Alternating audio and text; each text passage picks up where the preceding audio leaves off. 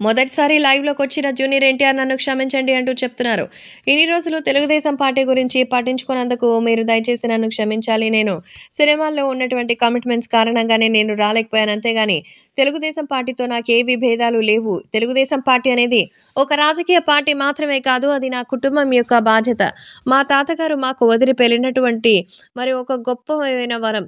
So, ఈ party ఎంతోమంది తెలుగు ప్రేక్షకులకు అన్నం పెట్టింది. అంతేకాకుండా తెలుగు ప్రజల ఆరాధ్య దైవంగా ఎన్టీఆర్ గారు మారారంటే ఆయన మంచి మనసు ఎలాంటిదో చెప్పేటువంటి ఈ పార్టీ నిలువున మరి ఎన్నో రకాలుగా దారుణమైనటువంటి విభాగాలు చేశారో, ఎన్ని రకాలుగా చేస్తున్నారో మనందరికీ తెలిసిందే. కాకపోతే ఈ విషయంలో మాత్రం అంతా ఒక్కసారిగా షాక్ అవుతున్నారు.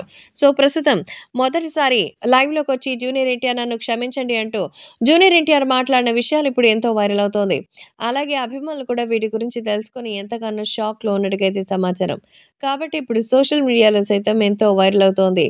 అలాగే రాష్ట్ర వ్యాప్తంగా అభిమానులు కూడా ఈ విషయం గురించి ఎంతగానో ఆలోచిస్తూ షాక్‌ల మీద షాక్‌లు ఇచ్చినట్టుగా అయితే సమాచారం.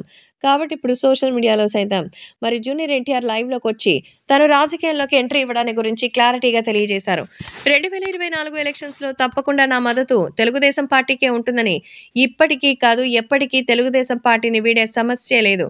అధికారం కోసం కాదు, ఖచ్చితంగా తెలుగుదేశం పార్టీ అధికారంలోకి రావాలి అనేదే నా టార్గెట్ అంటున్నారు తారక్.